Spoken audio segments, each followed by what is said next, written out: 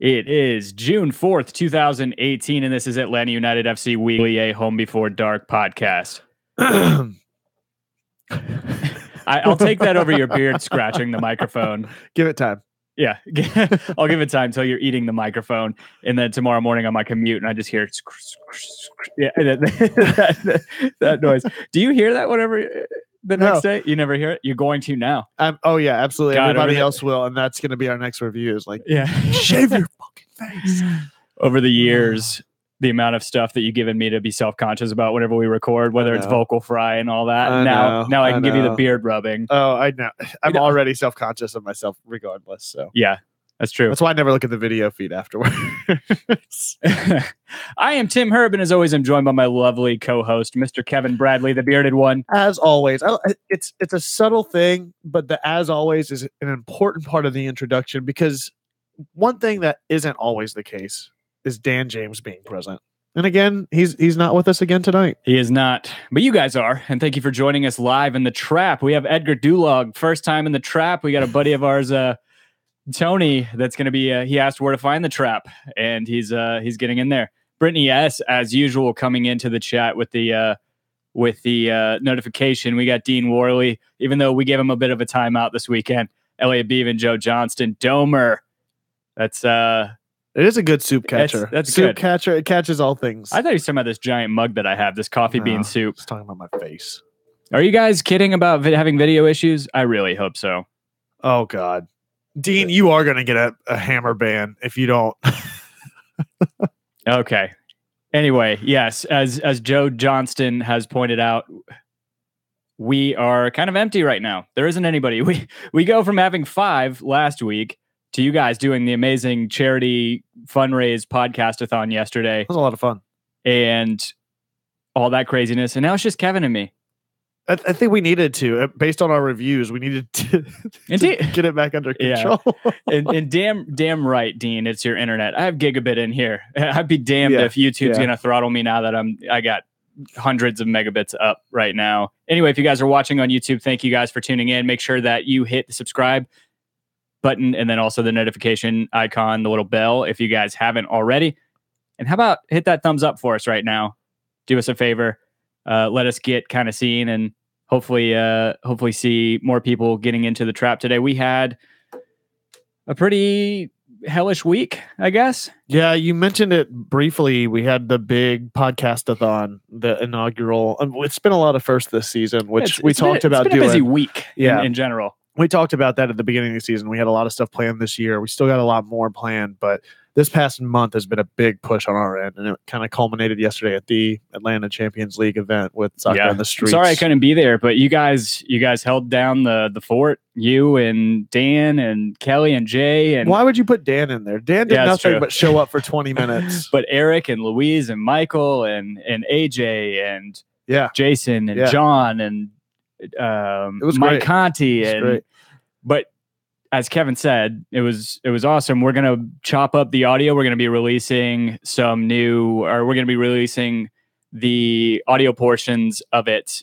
kind of in segments. Where this week or this Wednesday, I think we're gonna put one up for you guys, probably about an hour segment, and just kind of taper that content. Otherwise, you guys go to Atlanta United Fan TV on YouTube, subscribe to their channel, and then go watch it. If you guys want to watch for 3 hours of content, it's pretty awesome. We would have done 4 we did 4, but the live feed cut because the hotspot died.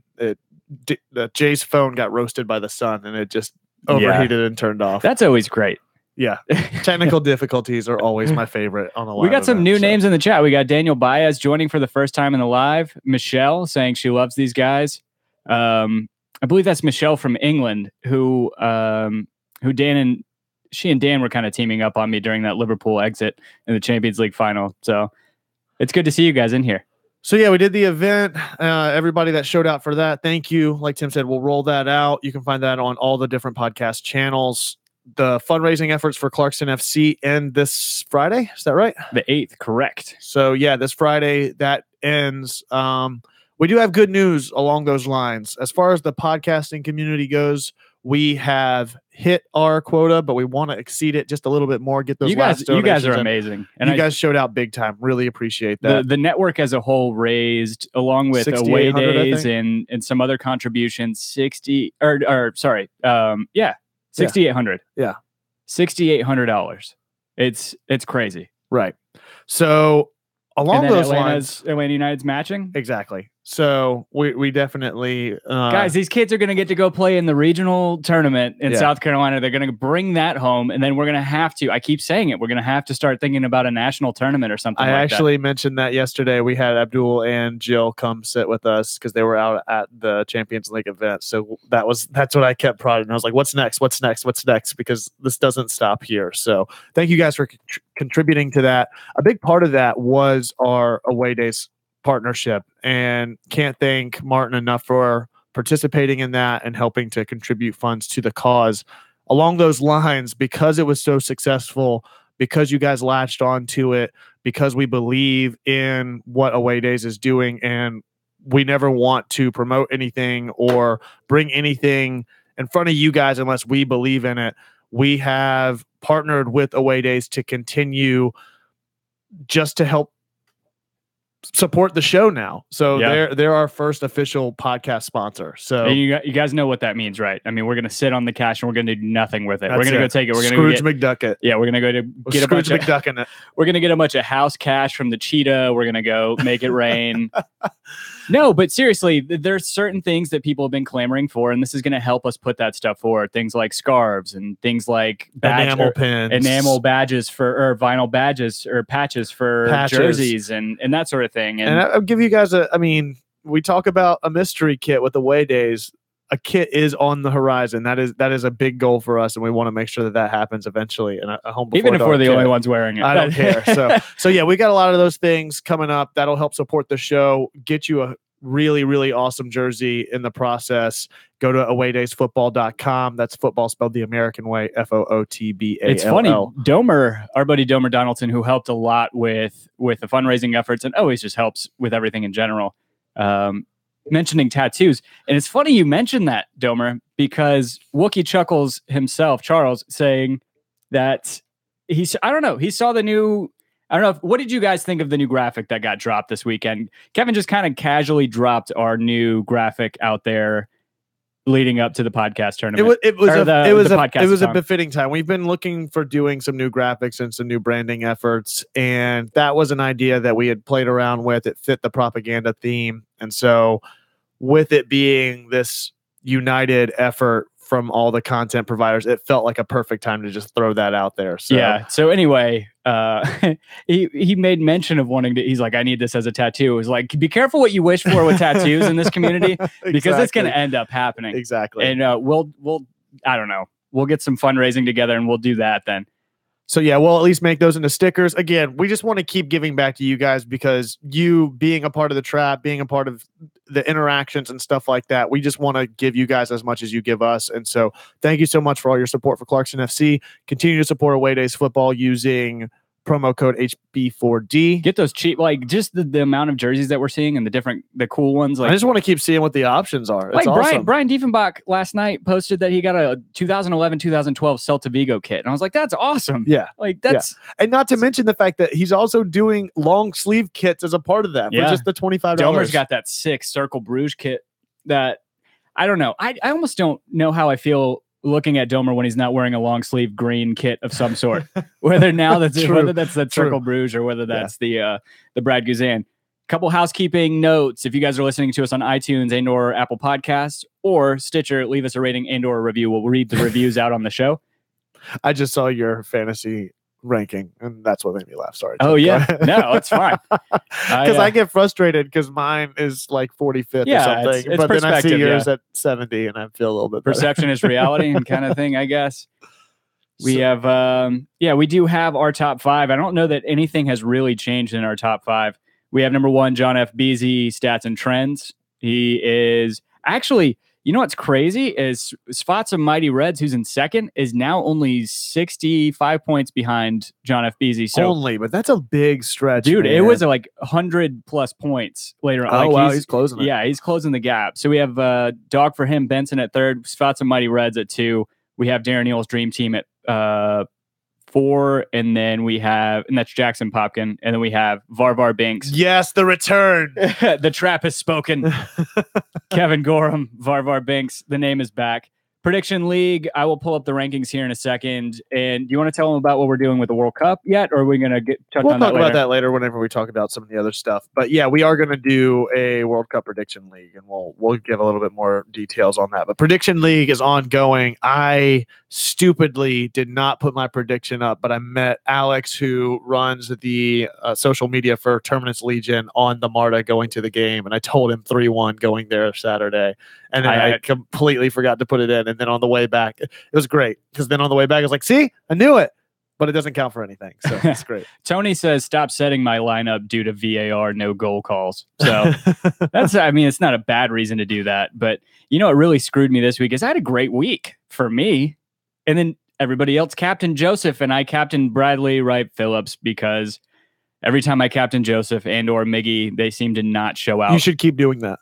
Just don't put Mickey. If that's the case, if it works out that they do well whenever you don't play them, you should just continue to do so. So the top 5 right now in the Prediction League on the site, again, stuff will get aggregated from the Google Sheet stuff we were doing earlier on in the season. Kevin Gorham, the aforementioned Varvar Banks, in number 1 with 7 points. Brian Olivas in second, tied with me, and then tied with Andrew 22091, and Ross Ness Monster is 5th with 4 points. I'm just glad Jay's not in there anywhere. Yeah, I don't see Jay's name anywhere. Well, fell off. That does make me happy.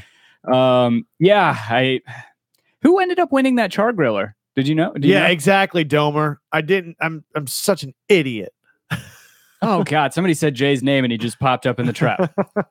That's just the way things go around here. Beetlejuice the hell out of Beetlejuice. Pirlo farts. Say that 5 times fast. Oh no, it's Ray Riddle. All right, so I don't know where you want to start. Start with New England, man. I mean, that was the first game that we had this week, so we have 2 to talk about. So New England, we go on the road after the shit show that we had a podcast. Thank you guys again for putting up with all that madness. Speaking of Jay, that was awesome. Go on the road to New England on Wednesday and end up with a draw that felt like a loss in a lot of ways. Yeah, no, it absolutely did, because we went from having 3 points to losing 2 of those points very late into the game on a pretty clumsy penalty. I'm going to have to let the dog out because this is really bad, and I'll step back in a second. So it was a game going into it that we didn't know what the lineup was going to be, because we knew that LGP was going to be out due to yellow card accumulation. We got the notice that Garza was going to go ahead and move forward with that shoulder surgery. Now that he's done so, he put out a long, lengthy letter, basically how he's going to pick himself up one more time, go through it. It sucks, but it's a necessary evil, and he's going to be out for the next 4 to 6 months, conceivably for the rest of the season. So going into the game, we know no LGP, we know no Garza, and we were sort of uncertain on whether or not McCann was going to be ready, if Escobar.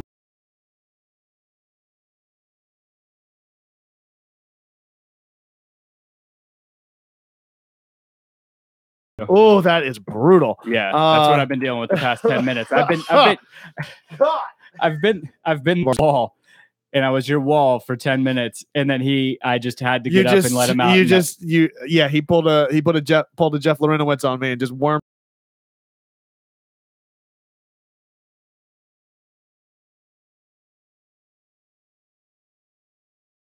the call up to start on Wednesday. Dude, I was very happy with Mikey Ambrose. Again, Elliot Beaven was saying that Ambrose is on a roll right now, and I couldn't agree more. I think that he is thriving. So we saw him last year. You know, I do give you a lot of shit for the whole Gressel right back situation. Right. I still think that he's fine in either, because I think that Gressel's a better defender than Mikey Ambrose is. But when you take a little bit of that, and you see it with Gressel too, whenever you take some of that defensive responsibility off of him and what that breeds, and absolutely, I love to see a wing back kind of bomb up and down the field when he's essentially just a winger now. Yeah. I mean, he can play decent enough defense, but whenever I think that McCann's been playing well back there, and then against Philly, you had LGP back there to help kind of block that. But I thought McCann was fine against.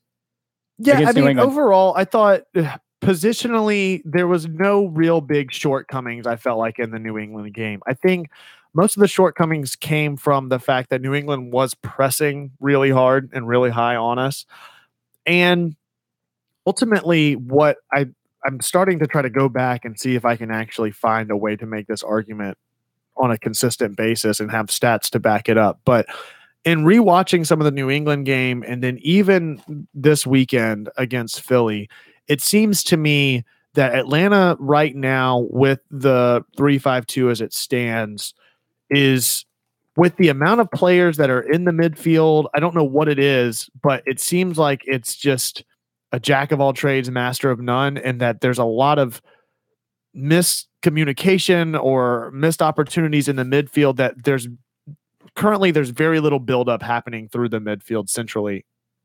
And it's just every time the ball gets played to Nagbe or Almiron or anybody centrally in the midfield, it's maybe one pass goes off and then it's immediately taken back. And so as a result of that, the bulk of our opportunities are being generated on the left and right wing. And so teams are able to then stack into the box and then just clear it out as soon as the ball gets played across. And they're relying on pinpoint accuracy out of Gressel. Excuse me, Gressel. Whoa. Ugh, it's this seasonal allergy sinus stuff. But pinpoint accuracy from Gressel to somebody up top, or the out route that we tried probably a dozen times this past weekend against Philly. But nonetheless, we're playing it almost entirely to the wings, and that there's little to no buildup in the central midfield, which is disappointing considering the weapons that Atlanta has in that midfield to do so. Yeah, no, I can see that for sure. You saw that a lot, especially against Philly, whenever, Almiron and Ambrose, again, the aforementioned Ambrose, Robert Swick says, am I bad to call Mikey Ambrose Mighty Mouse? I don't think so. And Tom McCann is taken, I guess that's, what's his name? Maxi Morales' nickname? Who? I'm pretty sure that's Maxi Morales' nickname for NYCFC. Little guy. Yeah. I may be wrong. Anyway, but you're right. I mean, you saw a lot of link-up play on the left between those two and kind of playing. They were trying to interweave back into the middle from the left side instead of going anything through the middle, really. Yeah. I don't know. I mean, give a lot of credit to what's taken place inside the box as well for the defense, that a lot of the opportunities that start to get generated inside the 18 have been shut down defensively, whether it's good defensive play or a good goalkeeper save.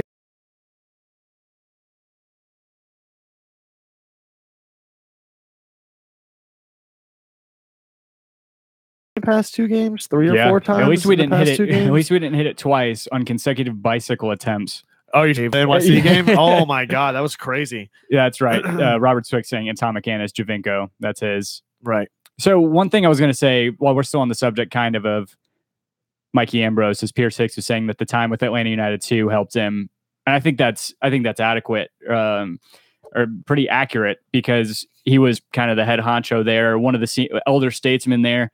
He really commanded that team, and you saw that and then you saw it on the free kicks as well. Whenever he was bagging those, were you a little disappointed? We'll talk about it in a minute, that he didn't line up for that free kick. I was disappointed. I kept screaming. I was like, Ambrose, let's go, and nothing. Yeah, nothing happened. But Domer makes a good point. I think we're going to keep coming back to this, and I wish that we could find a way, or if there was some time frame that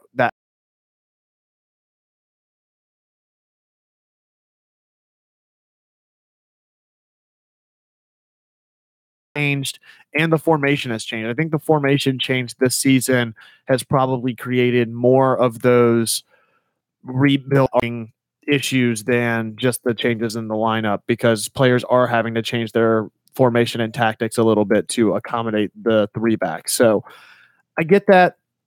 Nonetheless, with having 5 players in the midfield, I would expect there to be at least a little bit more cohesion centrally, especially considering the high press that we've been getting to try to box around those players in the middle of the field versus the shortcomings that we've experienced the past couple of weeks. Yeah, again, champagne problems, I guess. Absolutely. Because we are sitting atop Supporter Shield standings, and obviously with that, we're standing on top of the East right now.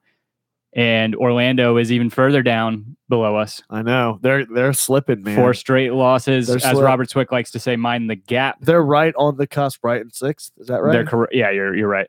Yeah, they've got a lot of stuff to do, and we saw it coming. They had a really tough stretch, go down to, or they were on the road at NYC, right? They weren't, or were they at home? Did they lose? They were in Orlando. Oh, were they? Wow. No, wait, no. You're right. Never mind. They were at Yankee Stadium. Yeah, it was going to be a tough game for them nonetheless. But yeah, going down 3-0 to those guys. Yeah, and especially after just a couple of weeks of us saying, is NYC the team that we thought they were, because they had some kind of tough losses as well. So yeah, it's not going to get any easier for Orlando. So Kevin Gorham kind of brings up the hot topic that seems to be dividing all of Atlanta United social media right now. It seems to be the flag gate, as it were, of current times, and it's actually probably more appropriate, and that's the finishing. He says our shortcoming was the fact that every shot was right at the keeper outside of the one save that hit their keeper's thumb. And same thing goes for what happened on Saturday night. It seemed like every shot was a bad angle that was taken against Andre Blake. Yeah, so it goes a couple of different ways. While I agree at some point you need to capitalize on the chances, at the same time, I think that there are certain instances that you, like the shots that are hitting the crossbar, in my opinion, those are just a few inches away. It has nothing to do with the keeper. It's perfect placement. They're a few inches, but devil's advocate, they're a few inches away from completely missing the goal. I understand that. So, but at least those opportunities, I think, are still happening, that you're not having an issue where somebody's not finishing or you're not capitalizing on opportunities. You're creating opportunities in those moments. And I think that those are happening just as regular as missed opportunities, and goals are still happening. So I'm not under the impression that it's time to worry. I think my worry right now is more so on the amount of goals that we've generated this season based on penalty kicks. We have 10 this year. Is that right? We've been awarded the most penalty kicks in the league, and we have the most penalty kick goals. To me, that's a statistic that stands out head and shoulders above opportunities created or missed opportunities or whatever it may be, because that's where it really kind of levels the playing field. If you take the PKs into consideration for this team for this year, and you start looking game by game, it completely reshapes the dynamic of the game. And while each one of them are situational and they could be in a goal scoring opportunity, some of them you'd be remiss if you didn't say that they were light calls, or that we were given a penalty when it may or may not have been a complete clear penalty opportunity or PK opportunity. So you take away those 10 goals or whatever it may be and start to reevaluate there. Just looking most recently at the Philly game, you take away those 2 PKs. Again, I think the first one is completely warranted. It's a legit PK opportunity.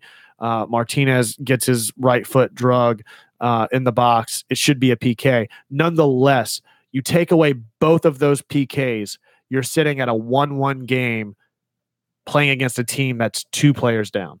Yeah, it's crazy. That's an issue. And people are talking about in the live chat in the trap about how Nagby got robbed of another goal.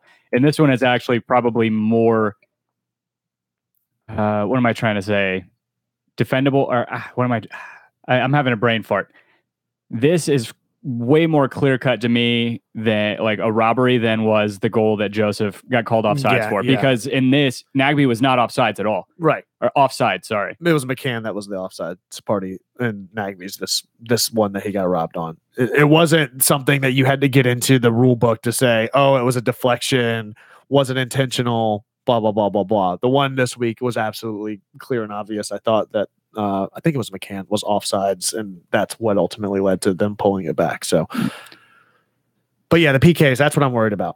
And to Pierce Hicks's point, he said we got a ton of PKs because we've got great attackers who lure in defenses. Most of our PKs are not BS calls, but actually actual fouls on us when a player is played in, or whenever his player is played in. Yeah.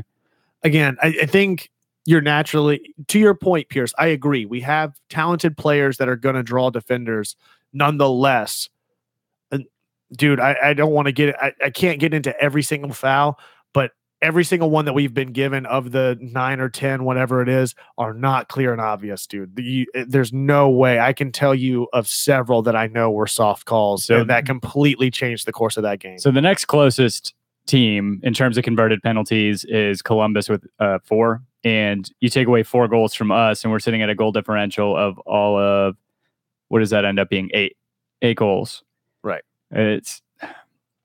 I don't know. And I know I'm not saying all of them are that way. I don't want to put that down, but I think that starts to kind of reshape the discussion about opportunities being created and capitalizing on them in some way, because a lot of Atlanta's success has been built on getting an early lead and sustaining it and then just keeping their foot down. And a lot of that success has been built on PKs. I mean, 10 goals is a substantial amount for... Well, we've missed 2 of them. Right. Yeah. So, I mean, even with that, how many... So is it 12 that we've had so far? No. We've had 8. Okay. Or 10. We've had 10. We've 10 missed 2 of them. 8 goals. Yeah. Okay, got it.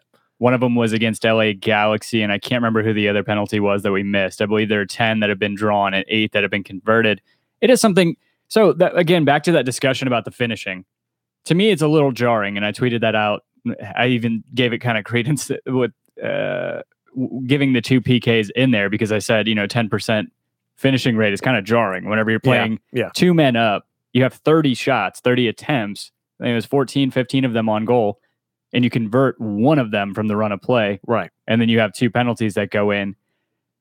It's... you have to give some credit, right? I mean, it's not completely Atlanta's fault that capitalizing on opportunities. Like, I don't know of anything else that Brandon Vasquez could have done for his goal. No, there's nothing. And again, I wanted to draw correlations between the 2 games between New England and Philly. Neither opposing goalie was really, quote unquote, standing on their head the entire time.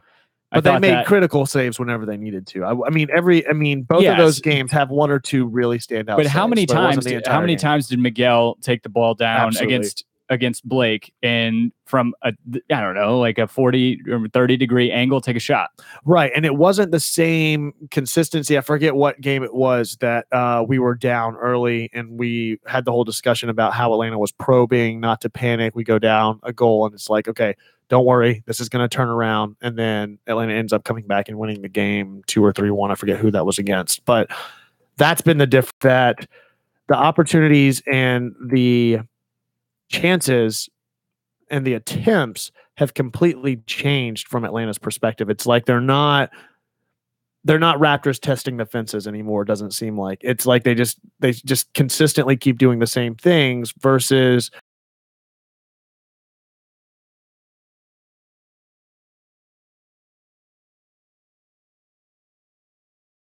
going to play a couple aerial balls across the 18. We'll play a couple across the floor. That's not working. We'll go to the left side. Versus the Philly game, where it was all the same route to Miggy on the left side, and then him cutting it back inside, and like you said, taking that 30-degree shot, and maybe 1 or 2 sneaking by. But at that point, none of the players are continuing their runs, because at that point, they just assume, I guess, that Mickey's going to take the shot because that's what he continued to do. Yeah, it was the kind of the definition of insanity, is doing the same thing over and over, expecting a different result. And I think that's what we did to an extent, not to overuse that cliche, but yeah, especially against Philly. I guess I don't want to spend too much time on New England because it's kind of gone and done and dusted, but yeah. It really sucked. We talked last week about Kratz, you and I both saying that he's not great on defense. Hey, we did say that. And somebody wanted to argue with us. In a few minutes into his substitution into the game, he got caught out with a really it was just sloppy. And the fact that people were defending that, at least any angle that we were given on television, we could not see that. All we saw was a foul. Mm-hmm. We couldn't see. Somebody was saying that there's no contact there, but there were certainly fouls there. Yeah, or a foul there, and then Barco. I don't know. The thing that worries me, and to Kevin Gorham's point, where he's saying we just keep kicking it, we just keep shooting it directly at the keeper. I at some point we're not going to have a ton of one-on-one opportunities with a keeper in the box. That's my issue with this whole thing. And people are saying I'd rather us be creating a lot of chances than not right now. But my problem is I kind of look at it on the opposite side is we're not always going to be creating these chances, and we have to be more clinical. I think there may be a middle ground there. It's great that we're creating all these chances, but at the same time, that's going to taper off at a certain point. We're not going to play two men up. And, many times in our history, are we going to play against 9 men? No, absolutely. Especially for 80 minutes, whatever it was. And my concern is we are not being clinical enough. You're talking about a team. I would have to go back and look at the stats against New England last year. I guess that was 9 men too, but it wasn't for like 80 minutes, whatever it was. But we put in 7 goals against them. If this is a game that easily could have been with better finishing and better chances, better shot creation, I would rather us have a little more quality than quantity. You know what I think? What the game reminded me of this weekend was those old high school games where you knew you were playing a bad team, and coach goes, "Okay, you can't score unless 8 people touch it. You can't score unless you get 8 touches." Oh, so, but in this case, it was, you can only score if you're the only one that touches it. It was just like you and a buddy go wall pass and then go take a shot on goal. Yeah, it just seemed like everybody was just trying to get too cute. That's what it seemed like. Everybody was just, they knew that they had the advantage, therefore they just assumed that they were going to win. And I think Philly scoring that first goal really put that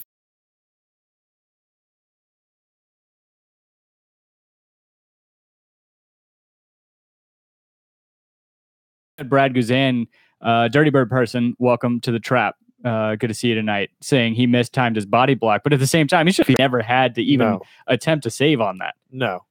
And it did just go straight through his legs. That sucks.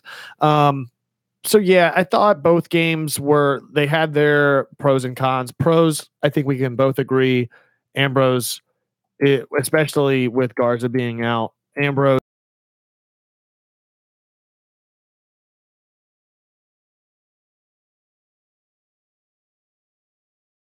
back line. Thoughts on Escobar being back? I've really enjoyed seeing him back there. I have too. I know I was kind of leery about putting him back into the lineup so early, and just because of how well, I'm always a hashtag play your kids kind of guy, and how well Miles Robinson has been playing. But he's been great. I think that he has the same kind of speed that Miles Robinson does, same kind of physicality. He tracks back really well. Yeah. And he can put a body on somebody. And I think that's really what we need. Brittany S. saying he's amazing. I agree. I think he was our best defender on the night. Michael Parker's had some great saves, or great interceptions, clearances, all that, and tackles in the defensive third. But yeah, to me, the standout on defense definitely was Escobar. And I'm glad. Right. And I'm glad to see that he and Guzan seem to have some sort of better communication than they did, because he's played twice, started twice in a week, and he's still healthy. Yeah. I mean, it sounds silly to say that, but and I think we're really so we had 22 shots on target, or 22 shots total, 10 shots on target against New England last year, and we put in 7 against them. Right. But look at, this is the difference.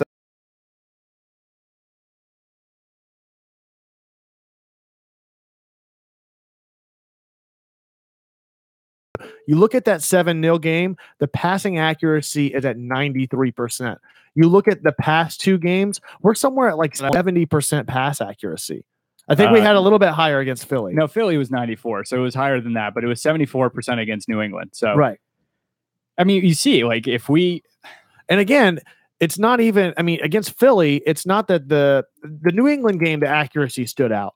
The Philly game, it was just a lack of any sort of development whatsoever. It wasn't necessarily that the balls were getting intercepted at all. They were accurate when they were passed, but like you said, it was just one guy make one wall pass and then try to take it on himself rather than getting some sort of team play built up. So it just seems to be a little bit all over the place. I agree, it is champagne problems. We've got 4 points in those 2 games. I think the disappointing part of this is because we do have these weapons. We do have the ability to make that a 7-0 game. And then you're 2-man up, and it's 3-1 with 2 PKs that were awarded. A couple things. Austin Long, El Presidente from Terminus Legion, is joining us in the trap for the very first time, at least vocally in there. We're glad to see you in there. And Domer, so he's saying, is there any credence to this, you think? Another possibility is they took the foot off the gas because we've got 4 matches in 2 weeks. We're up. Let's rest a little. I didn't see a whole lot of resting in the second half, though. I saw guys being goal hungry,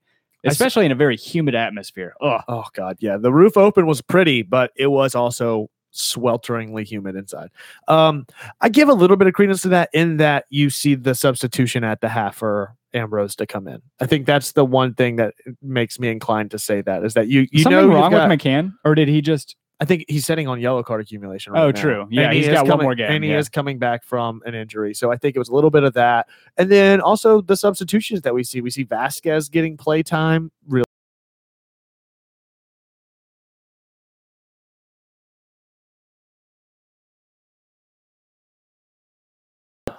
We had Ambrose. We had Ambrose, Romario Williams, and Williams. That was it. Yeah, at least there's Romario Williams and then Vasquez. So again, we see some really critical substitutions there. To Domer's point, maybe that was the case, that we are 2 men up. We're going into Open Cup. Maybe see how this lineup starts to shake out. That kind of brings us to a talking point that we also got to hit on, which is Open Cup and what we expect to see out of the lineup. Yeah. But I think Domer, that's a good point. But to Kevin Gorham's point, he said, but we weren't really up to take the foot off the gas. So I don't know. Yeah, I these are the games that I'm glad to come away with a victory, because I personally feel like we didn't play that well. Where it might have looked okay, like optics may have been better than what actually transpired on the field. If you get what I'm saying, like there were some pretty balls and there were some pretty overlaps, and then people were playing great 1-2s to each other. But then again, just the shot selection was lacking. The chance creation seemed kind of lacking. But to your point, I was super glad to see Brandon Vasquez in the game. Yes. And where did he get that tattoo sleeve from? That just no clue. Overnight. Just he had a lot of time to get that done. That's very true. I thought that he was great. I mean, again, we talk about him being a number 9 and playing kind of in that same mold as Romario Williams, Kenwin Jones, that sort of thing. And you deploy him on the right, and you forget he's quick and he's fast and he can actually dribble.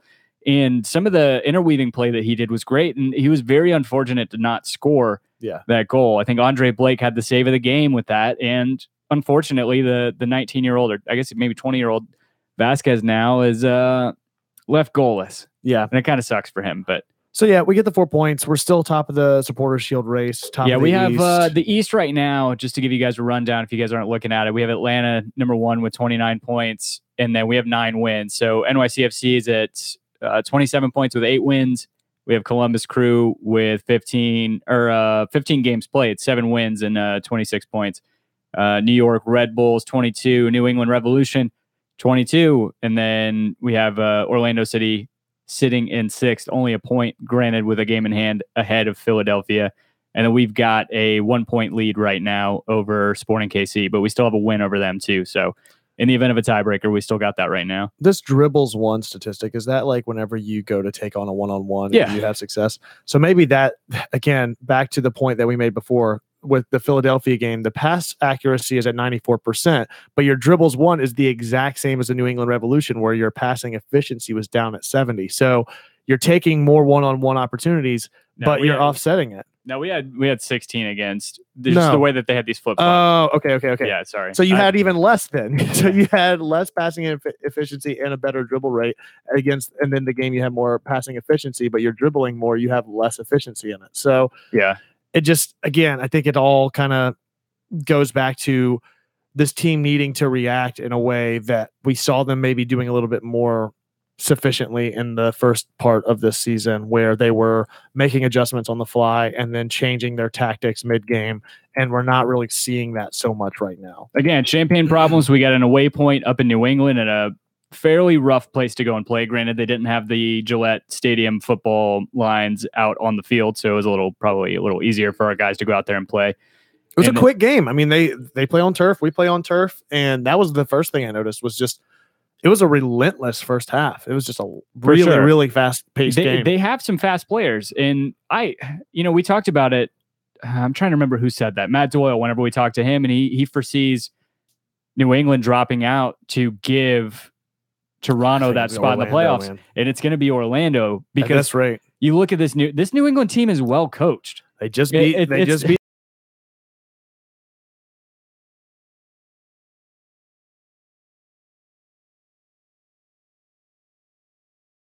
Whereas we're talking about 4 points being essentially no points because both of them felt like a loss in some way, and I guess it's just because we expect more. I mean, look at the New England stretch. They've had a rough stretch over the past few games. You know, they had Red Bulls this past weekend, a midweek game against us. They had Vancouver, who seemed to be catching a little bit of their stride, and then they have Columbus, and then Toronto, who, again, Toronto's the best bottom of the table team that you're going to play against. Toronto will come back into the playoff.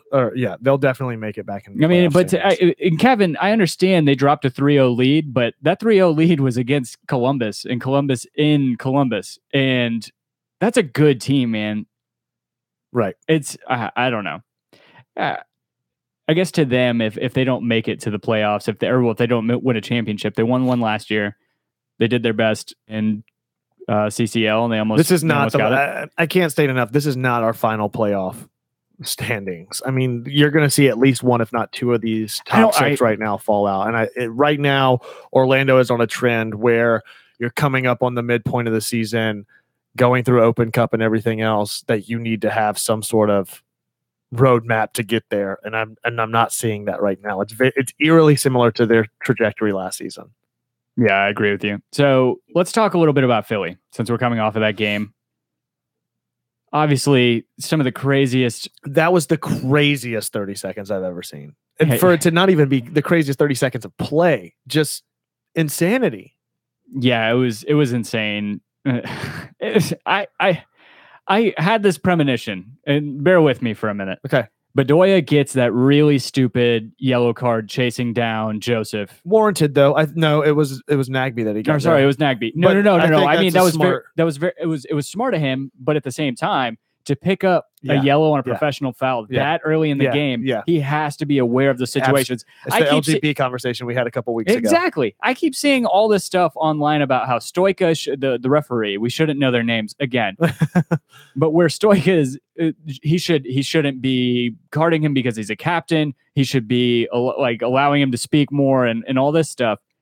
But at the same time, why isn't any of that being thrown back on Alejandro Bedoya as much as it's being thrown back on the referee? As a captain, and somebody who's captained or capped, I can't even tell you how many times for the U.S. men's national team, and then for Philly, and then playing for European teams, the guy has to have the presence of mind, especially being the captain, to not do that stupid shit. Well, if you're going to, again, it's not doing the stupid shit that first yellow, I think, is completely smart. I think he knows he's going to get the call. It's a smart penalty to take. Nonetheless, it's the second one where it wasn't like he gets the second yellow card completely oblivious to his actions or unintentionally. Like, he is intentionally holding up play. That's a clear yellow card offense. Not only has he been arguing with the ref just moments prior, but the penalty's been called. The ref has pointed to the spot. He's also got the radio check in his ear that he's listened to and notified them that it's a clear and obvious penalty, sets it up, lines up the rest of the players on the line, and Bedoya steps up to the line to delay play. You're clearly taking that initiative upon yourself. It's inexcusable. Not more so than the actions that follow, but he's not the victim here at all. I love what Austin just said. He said the first time I had ever noticed Bedoya on the field for club or country. That's pretty great. Yeah, he's definitely a lackluster U.S. men's national team player. But the problem... Domer has a good point. That's the ref's job, is to maintain control of the game. And in that moment, it was a critical juncture for him to maintain control of the game. And for not just the Bedoya, but the subsequent two yellows that come out, that's his authority to do so.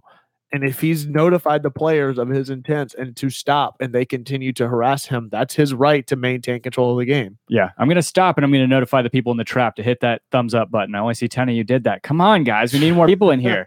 We need to turn this into a venerable video game stream that you guys watch on your Xboxes. We'll just start playing Fortnite soon. No, you're right, though. And he wasn't the only one either. Bedoya wasn't. If you look at the replay, Deutschcal or Dochcal, however you pronounce his name, was also up in the semicircle. He was encroaching too. And I don't know. That's my problem with it is a lot of the arguments that you're seeing, people aren't seeing the full experience. They're not seeing the full run of play. They're not seeing, or not the lead up, not the run of play, obviously. They're not seeing the lead up to what actually happened. Because it wasn't, as you said, it wasn't just he looked over and gave him a yellow card because he's sitting in the box. It was all that just commotion. He needs to handle it better as a captain. Sure, he gets the chance and the opportunity to talk as the captain more to the referee, and he gets to express himself more to the referee and ask questions of that referee. But at the same time, he went about it in I wouldn't say tactless manner, but it certainly wasn't tactful the way that he went about it. Especially, again, I can't state enough how much the ref had already communicated that. You see the exact opposite take place at the end of the game for the second PK, for the handball. You see LGP hold up play to not do the throw in, as if to let the ref get the notification in his headset that it was a clear and obvious handball. Absolutely. The ref did not tell him to play it. Otherwise, then it's the ref's decision to give him a card. However, LGP is aware enough to know that if he plays it, they can't go back. So he holds up play. Subsequently, the ref gets the notification, does VAR, PK is awarded. The opposite took place with Bedoya. He was notified. It was clear and obvious. There was no need to go to VAR. The line was set. The ball was already placed. Minutes had already passed, and yet he still thought it wise to continue to press the issue, so much so that he was then holding up play rather than continuing. And then the rest of the team got involved as a result of that. Yeah, and what's crazy is because you set a precedent as a captain. Absolutely. The Bedoya situation's not even the craziest thing that happened, because as soon as that second yellow card and then subsequently the red card are brandished for Bedoya, you have Harris Medunjanin, who's a veteran player. Again, these are two very seasoned guys on the international scene in both in club too. I mean, they're two guys in their 30s that have played a ton of minutes, and I really like Harris Medunjanin as a player. I think that I really enjoy his presence on the field. He lost his shit. There's no way, there's no ifs, ands, buts about it. He deserved to get both of those yellow cards. Yeah. He snapped. He had something in him snap, and I don't know why, because I think they were outplaying us up until that point. Yeah, I think that. Well, I don't know that they were outplaying us, but it was at least an interesting match. That's the biggest thing. I think that the fans from both sides really lost out on what could have been a really great game, because up until that point, it was a chess match. And then after that, it just completely fell apart, that there was no consistency from either side anymore. Yeah, it was very frustrating. But the more frustrating thing to me is to see a professional. It's one thing to lose your cool. Yeah, is Domer talking about Harris he was manstrating. Medunjanin was manstrating. So it's very frustrating to see a seasoned veteran like that get 2 yellow cards essentially for dissent, and then to spit at the ref and or on the ref. Somebody in the trap was saying that apparently he spat on the ref. To do that, not only that, he kicked the ball away from the spot, right? Yep. And then to come over, he actually was right in front of my section. And I know that's why I tweeted it out. I don't know if anybody who's watching at home saw this, if they were showing this, but he, very plain as day, on the edge of the 18, points at the assistant who's over there, probably trying to calm things down. Goes over there, points at him, holds his, as I like to call him, his Herzegovinads. And then, he did that to the assistant and or to the fans in that usually. So you take a double yellow for dissent, he's going to get a game suspension, right? You throw spitting, which is assault. I think in most states, that's physical assault. You can get arrested for for spitting on somebody. And then vulgarity. Yeah. I really don't know what happens from here. We put up a poll on Twitter, and he had hundreds of people chime in, and I think most people saw that he's a slight majority think that he's going to get more than 3 games. I think because of all the subsequent actions that took place, that he absolutely will. So Yeah. Nonetheless, things get crazy. Atlanta pulls out the win. I don't really have much else to say on that. We got a lot to talk about moving forward with Open Cup and NYCFC. Anything else to close out Philly and New England? Any concern with Barco right now? How he's fitting in with the team or anything like that? No, I think it is time to maybe pull back the four. Put the four back in there. I'm ready for the four back to come back because my concern isn't Barco. My concern is on the midfield and things are just getting a little too stale in my opinion. I think some of the opportunities, stuff like that. I want to go back to the four back. Tito's too good to be sitting. I want to see him in the lineup. He's hurt though, right? I think he's okay now though. Okay, I couldn't find anything on Twitter to the effect. I know he was, but I think he was hyperextended knee during practice. Yeah, so I don't know if he is healthy. Nonetheless, I think the four back is time to make. I think this team is looking for something right now to kind of rejuvenate what they're putting out on the field, and so Garza not being in, putting McCann back there, having Escobar healthy. I think the four back makes sense, even with a healthy Gressel in the midfield, however you structure that. And then hopefully, I mean, you go to the four back, it does take some of the extra weight off of the midfield, which allows Barco, Nagbe, and Almiron to roam a little bit more. And maybe that's what some of the issue has been, is that they're a little too congested with the number of players in the midfield. So yeah, I think that a lot of people are kind of just chiming in, letting us, or everybody has the same kind of mindset with Barco, where he's going to be all right. He just needs to settle in a little further. Yeah. I think he's been great. I think that I have no issues with anybody in our starting 11. And the one thing to take into account, to me, it is kind of disappointing to see him not finish his chances. But at the same time, number 10 and a winger they typically don't score a ton of goals, right? More chance creation, that sort of thing. And Miggy's definitely doing it. He's leading the league right now in shots. I mean, he's got like 26 shots this season. Yeah, it's kind of crazy. He kind of took a lot on himself to do that. All right. Josh Reynolds says, let Tito come back against Charleston. We do have Charleston coming to Kennesaw State Stadium on Wednesday night. Yes. Thoughts? I haven't seen Charleston play at all, aside from some highlights I've watched of Gordon Wild and Patrick Okonkwo. And we have, thanks to Jason for making sure that I knew this, we can play 5 international slots on Wednesday. So I think that might be the way to start this. Is who do you think the 5 international slot be that we would use this week? I think Tito is one of those. He got his green card, though, didn't he? Oh, you're right.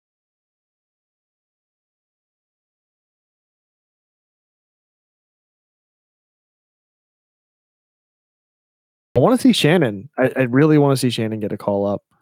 Who else would be there? No Martinez. I was going to say, can you pull up who all's on our international really quick? That might help me get my.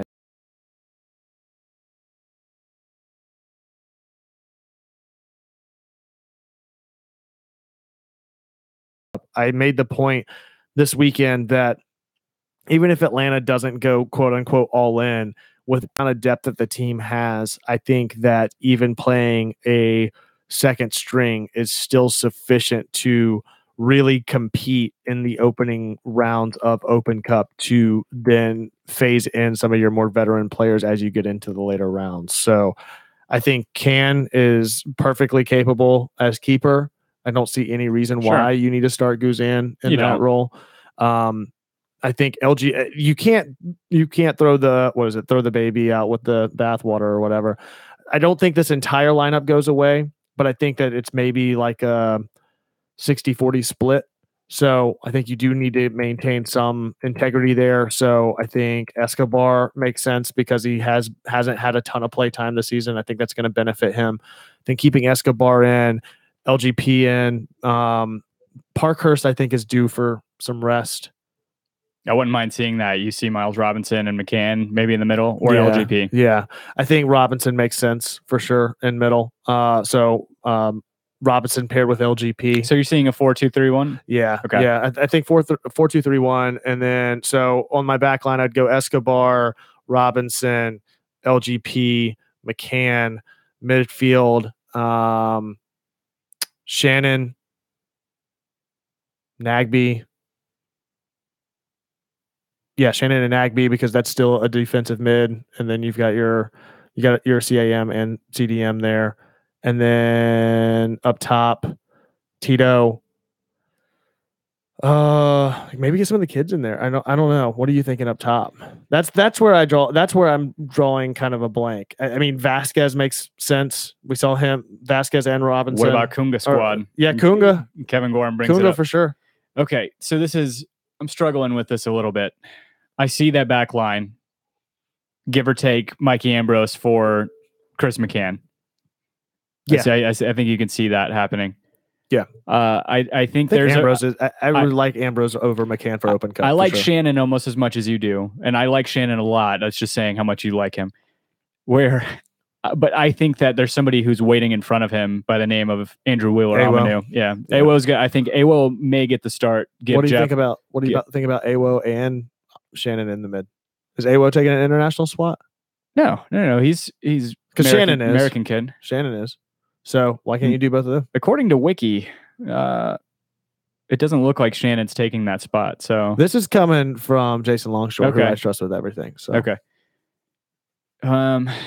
No, I wouldn't want both of them playing. You don't want two holding midfielders back there.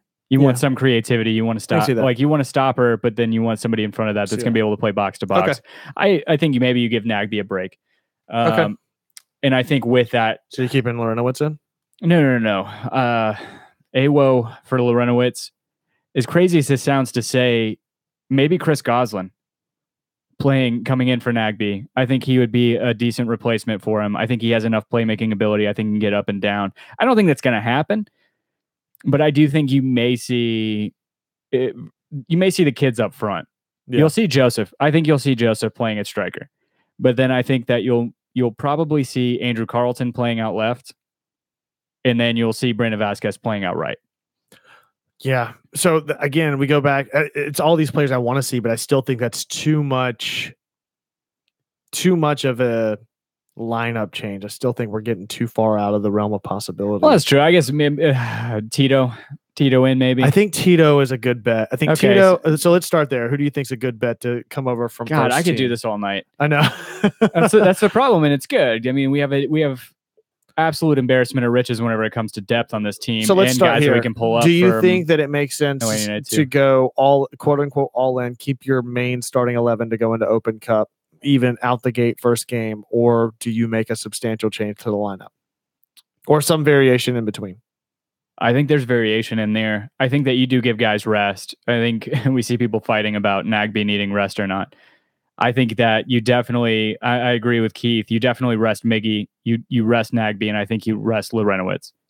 Yeah, Parkhurst. There's players that need rest, right? And Parkhurst to me is tireless. I don't see it on his face that he needs rest. I don't either. However, we need him more for the cup run, and I think that than an Open Cup run. I think it's a matter of the pairings, right? So I think that if you have an Escobar, who I think would be sort of a semi-veteran at this point in the lineup with the starting 11, even though he's not played every game, he's played in some capacity in most of the season. LGP, clear veteran. So I think as long as you have either LGP or Parkhurst on the back line, I'm confident with that. My problem with that, though, is I have a little skepticism whenever it comes to Miles Robinson playing not alongside Michael Parkhurst, because his best games have come with Parkhurst next to him. You think about the two games that he started this year for the first team, and he was outstanding. He had that older, more veteran presence again, which LGP is, but Parkhurst doesn't venture up forward. He's not as prone to those bonehead mistakes. Now, we love LGP for all of his flaws and I think it's a matter of pairing him with a CDM that's going to fall back more so. And again, I think that to me is Andrew Wheeler-Amanu. I think that he's going to be fine as kind of the filter to that. So again, so that's really what you need to do. I think at each level of the pitch, you need some sort of veteran that's part of the starting 11. So defense, if you're going with a 4-back, it makes sense to do 2 of those. So I think Escobar and LGP or Parkhurst makes sense there. In the midfield, Tito and Gressel are interchangeable for me. Both of those are quote unquote veterans from the starting squad. And then I think either Lorenowitz or Nagbe need to be there to anchor, and then you can swap out for Nagbe for Gosselin or Lorenowitz for Awo. So, or Shannon, either one. We had a question from Dirty Bird person asking how Robinson do against them for Atlanta United 2, speaking about the earlier fixture in April against Charleston Battery, which we lost 3-0 and Miles Robinson started. So it definitely wasn't a great showing. And we had Andrew Wheeler-Amanu playing on the right side on defense. We had Miles Robinson in the middle. Kunga I like up top, but I think you're right. I think Kunga makes 18 like he did against Charleston last year. Or was that against Miami last year? It was Miami. Yeah, it was Miami. I think that he makes 18. I think that you have Carlton, you have Gosselin making the 18. You got to make a cut here. You got 3 forwards essentially, and Vasquez, Romario, and Kunga. Who do you cut? I think you cut Kunga because I think that Joseph is probably going to want to take some of the momentum into this game. He's a guy that never likes to sit, and I think he's healthy. He's wanting to take that momentum, and we don't want to lose this game, right? No, absolutely. We can't go in and lose the first one. So I think you're absolutely right. I think it makes sense to rest Barco. It's too high of an investment to play Barco at this point. It sounds really shitty, guys. Don't hold this against me. Oh God, I really hesitate to even say it. You start Almiron, and then, oh God, if he gets injured, at least maybe you keep him through the summer transfer window. What an asshole! Don't do that. No, I absolutely don't want that to happen. Don't put that out to the ether. No, I think honestly, now that I think about it, I'm getting a little clearer headed about this. I think that Joseph plays up top. You have Tito over to the right, and then you have Andrew Carlton on the left spelling Almiron. Yeah.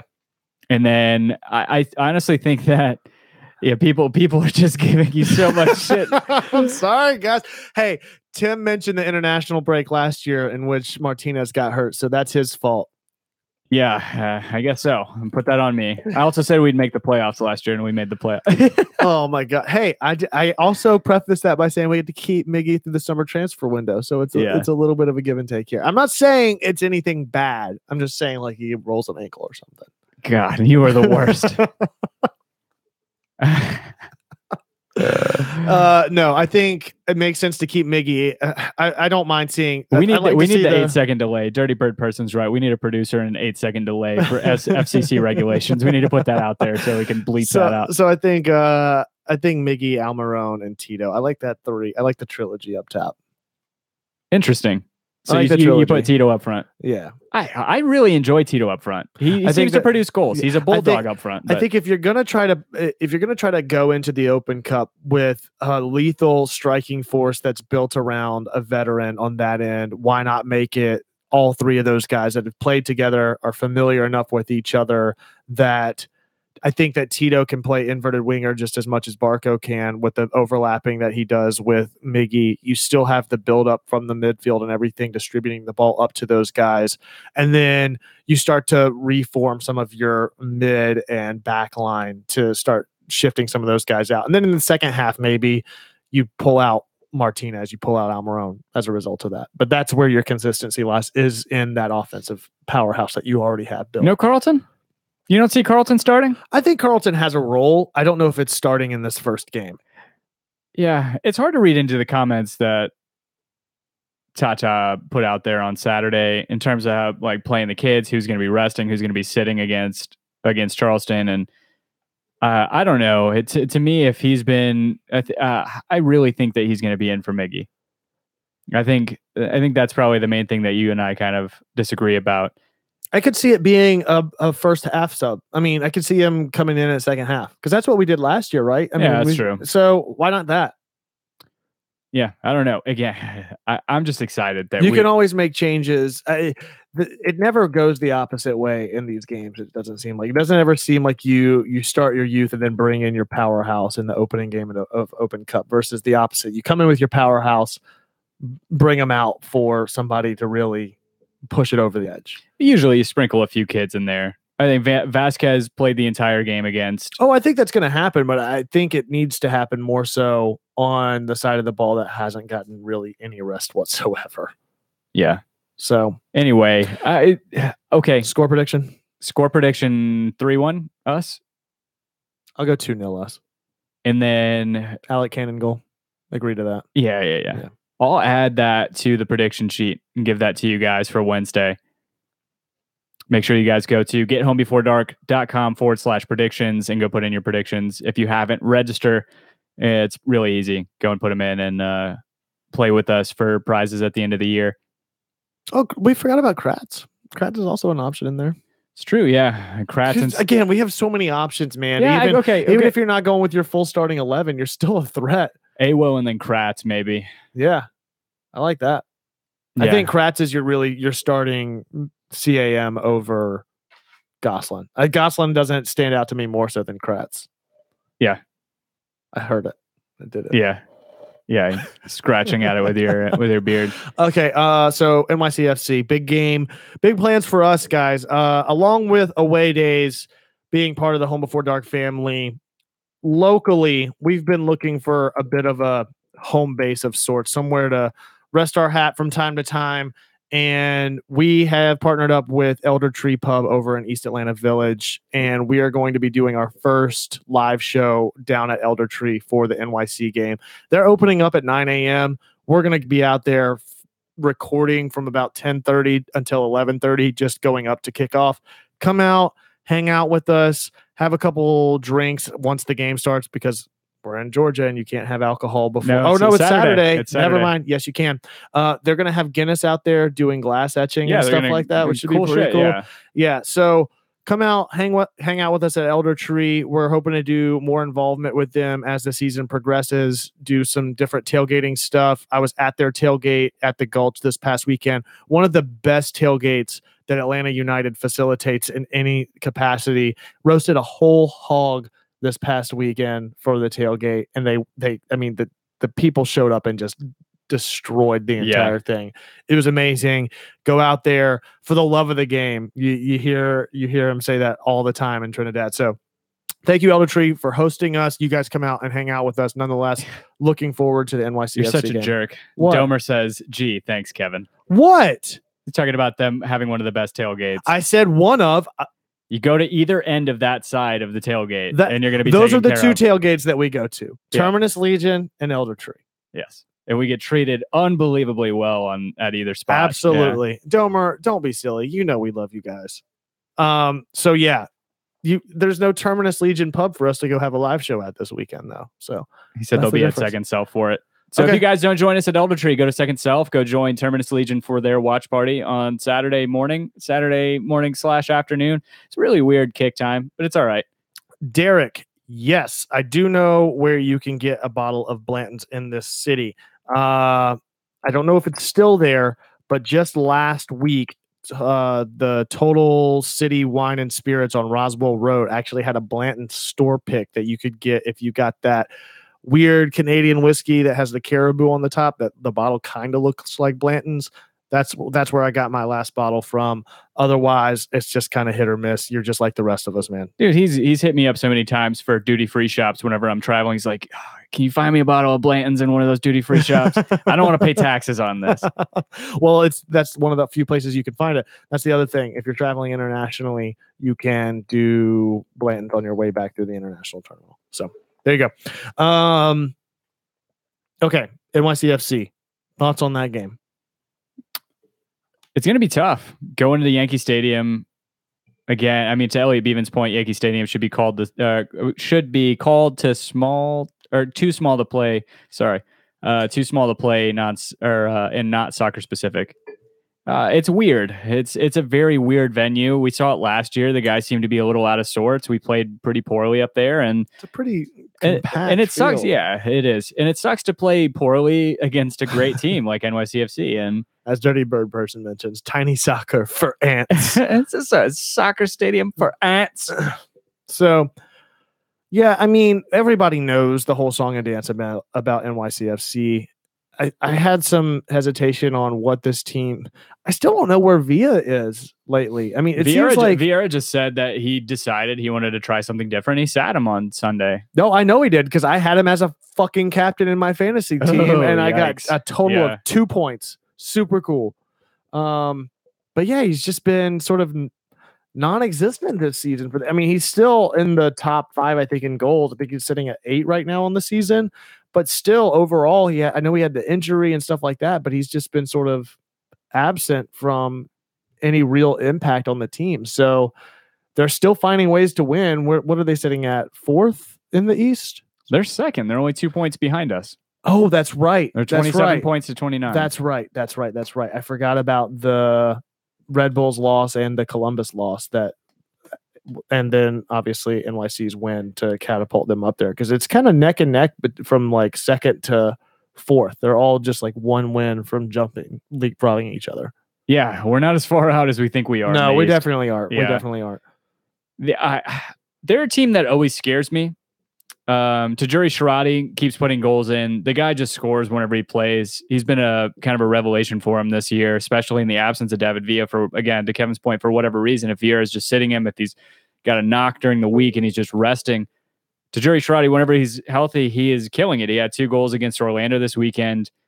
You also saw Maxi Morales again score that fucking really weird goal where they had 2 bicycle kicks that hit. David Villa is one of them. That bicycle kicks that hit the crossbar. How long until can Martinez just put one in to go back to the game? I mean, I tweeted that out. It's not a game until Martinez tries a bicycle kick.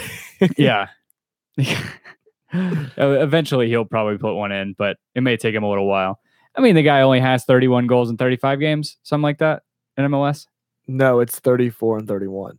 34 goals in 31 games. I thought it was 31 goals in 34 games.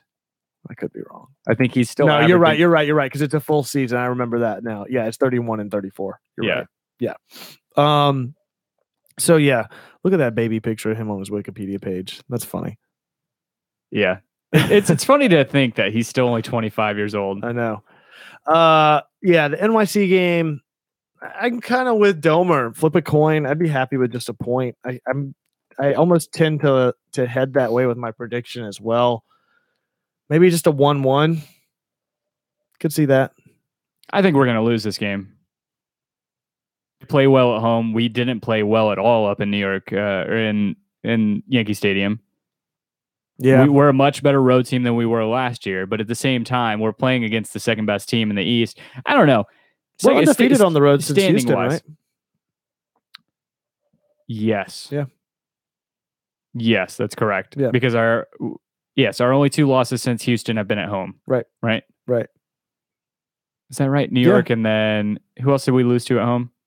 I don't remember. We lost 2 in a row. Somebody in the trap will tell us. Yeah, I could see that. I see that being a loss. I don't want it to be, obviously. SKC, that's right. Domer I'm not super confident about the game either way. I'm not confident in a win. I'm not confident in a loss. It's a coin flip. I think it really is. That's a team with even going against teams that I know are really talented, like New York Red Bulls. I still had some sort of a stance or opinion based on how we stack up against them. And I'd be interested to hear what Dan, because Dan's such a stat junkie, what his thoughts are on it. And it was weird seeing them play in Mercedes too, because again, we talked about it on that episode following that.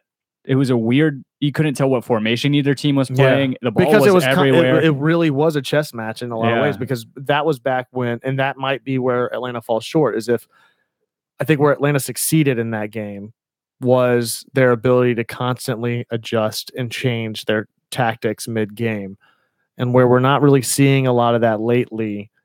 That could hinder us in a team like NYC, who is constantly doing that, and they found a way to do that and to do that consistently. So maybe it just depends on what team we're going to roll out there this weekend. So yeah, I agree with you. It's definitely going to be difficult. I'll hold my 1-1.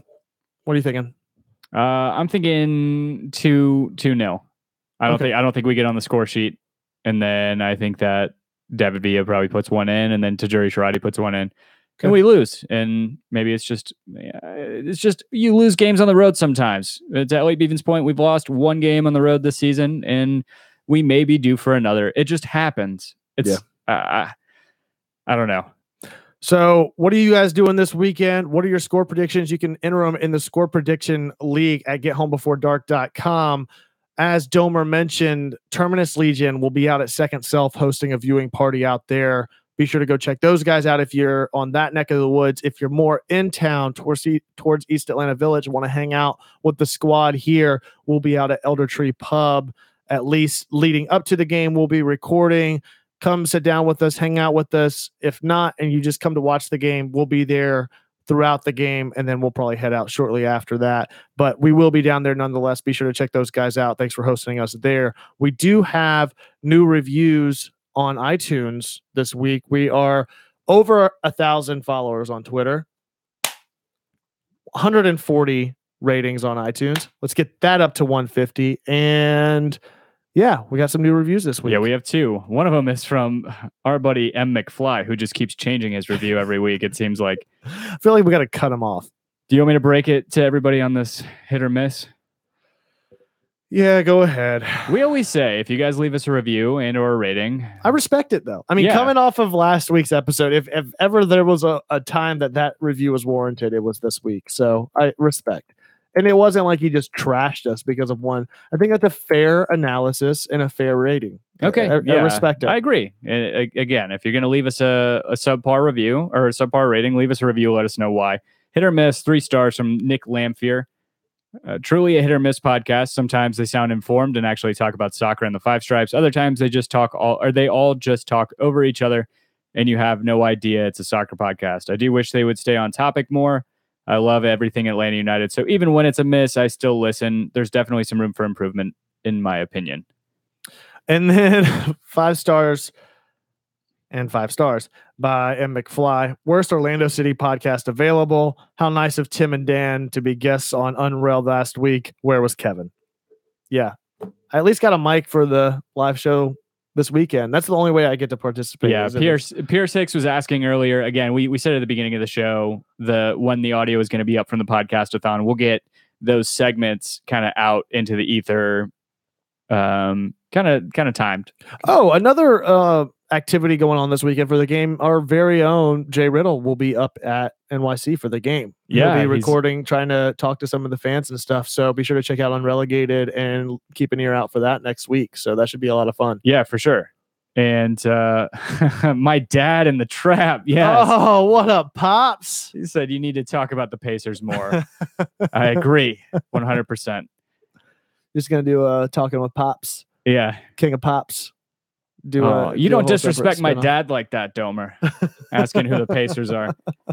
Anyway, anything else? Anything else to point out? Anything else? We have World Cup coming up. Can't wait for that. And we'll be doing a lot of that stuff with Elder Tree as well, doing a second prediction league for that. We have some prizes and stuff we'll be doing. We'll be doing all of our drawings for the Clarkson FC campaign once it finishes this Friday. So be sure to get those donations in while they're still live. You can go to gethomebeforedark.com, click the donate button. It'll direct you to the show page to do so. We still have hats and stickers. We got some new stuff, some new merch and stuff coming out soon. Be sure to go check out awaydaysfootball.com. That's FOOTBALL. Use promo code HB4D. And thanks for keeping it real, guys. Thanks for checking us out. Leave a rating or a review in iTunes to hear it read aloud on the show. What all we got? Spain all the way from Derek Rushing for World Cup. Keith, your dad is the coolest. He is the coolest. He's our dad.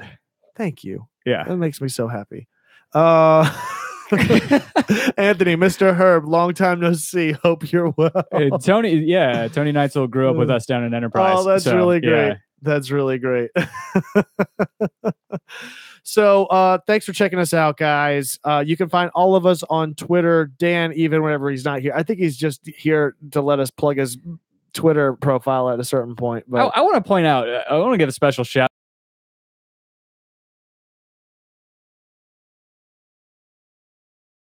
He is the band underscore, what is it? The underscore band direct, but D1RECT. He's a band director up in Tennessee. Yeah, it's pretty great. So yeah, he completely changed his actual handle. Speaking of which, we tracked down the woman that has the Home Before Dark handle, spelled out Home Before Dark on Twitter. We lodged a formal complaint that she is impersonating our brand and we are going to try to get that Twitter handle back where it belongs. I also sent her a Facebook message to see if I can get her to wrestle it away. She seems very, and I hope she's well, but she seems very inactive on social media. I hope that's not the case. Last thing I want to, because what happens? Does Twitter hold an estate sale for your handles at that point? Like what just goes to the highest bidder?